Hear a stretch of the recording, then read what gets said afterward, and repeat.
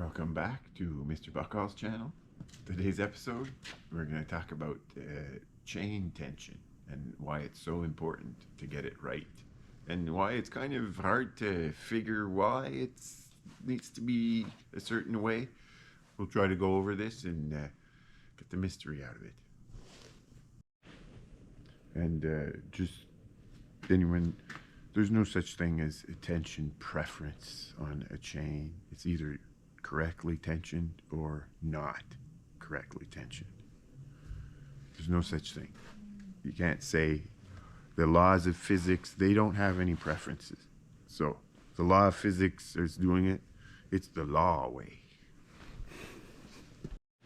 Okay, so here you go. We can go over here what the book says here on page 15 on the general safety precautions. We have they recommend to check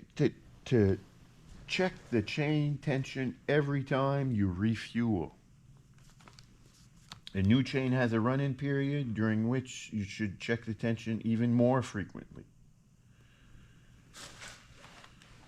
Okay, so the same, the tension has got to be tight as possible, but not so tight that you cannot pull it around freely by hand. First step is loosen the bar nuts to hold the clutch cover, chain brake, and combination spanner wrench. Tighten the bar nuts by hand as tight as you can. Raise the tip of the bar and stretch the chain by tightening the tension screw using the combination spanner. Tighten the chain until it does not sag from the underside of the bar. Use the combination spanner wrench to tighten the bar nuts while lifting the tip of the bar at the same time. Check that you can pull the chain around freely by hand and that it is not sag on the underside. Position the tension screws on your chainsaw. It varies by different models. So this is what the book says. So here's on a chainsaw. We're going to do this one. This one's when you pick up your saw, this is how you should pick it up.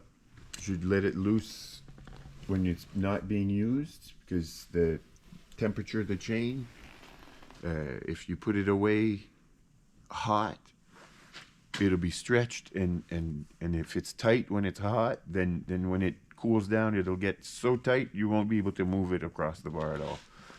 And it'll put strain on your bearings. Okay, so here's how to tighten it per the book. Is tighten these up by hand, as tight as you can by hand. Okay, now on this we're going to tension it up. We're going to lift on the bar and no slack at all underneath. Tight, goes right back into, snaps right back. Tighten these up.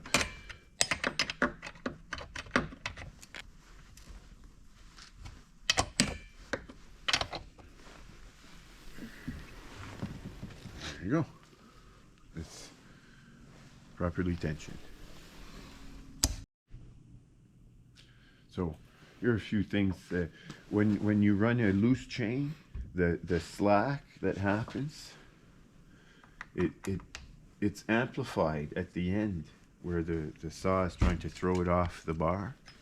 And if it's coming off here and it catches on something, it will kick back more because of this, because it's going to bite a bigger piece of wood. And then the other thing with running a loose chain is when the chain when it's cutting, it's actually rocking like this through the cut. It's rocking through the cut. It's riding on this, and if you have a loose chain, it'll go quicker to rock, and it'll be a much jerkier motion on the chain, and it'll want to catch here, and it'll also, if you're in a cut and it's jumping, it will want to catch more on the wood. It'll make your saw run not quite right, and it'll cut actually it'll cut a little slower. on a super loose chain. And another danger of a loose chain is that a loose chain can derail. If a chain derails, then it's flung against the user. Okay, and now look over here. Okay, look over here. See that? See that? That's what's going on. This is amplified because it's super loose. But that's what's going on. Okay, now I hope you guys enjoyed the video and that we got a little bit of the mystery out of the chain tension so that you can tension it properly. And remember, you got to read your book.